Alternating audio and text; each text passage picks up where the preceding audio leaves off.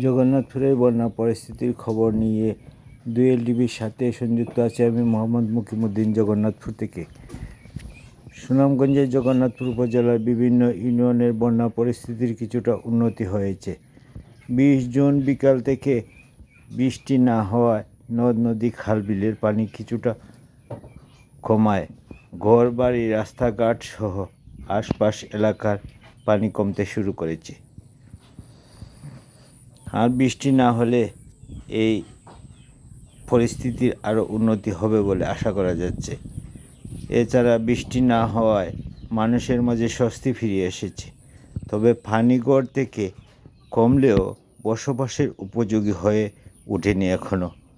অনেক পরিবারের গোলার ধানসহ ঘরের আসবাবপত্রের ব্যাপক ক্ষতি সাধিত হয়েছে। এতে এখনও দুর্ভোগ পোহাতে হচ্ছে মানুষের।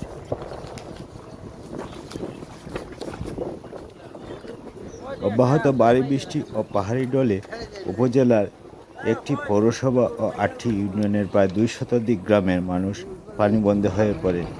ডুবে গেছে গ্রামীণ রাস্তাঘাট, ধর্মীয় উপাসনালয় সহ হাট বাজার। নদীর তীরবর্তী ও নিম্নাঞ্চলের 4,000 মানুষ বিভিন্ন আশ্রয়কেন্দ্রে উঠেছেন।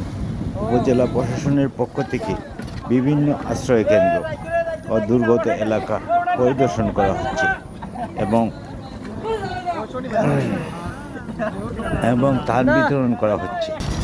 বন্যার সার্বিক পরিস্থিতি উপজেলা নির্বাহী কর্মকর্তা দেখাশোনা করছেন।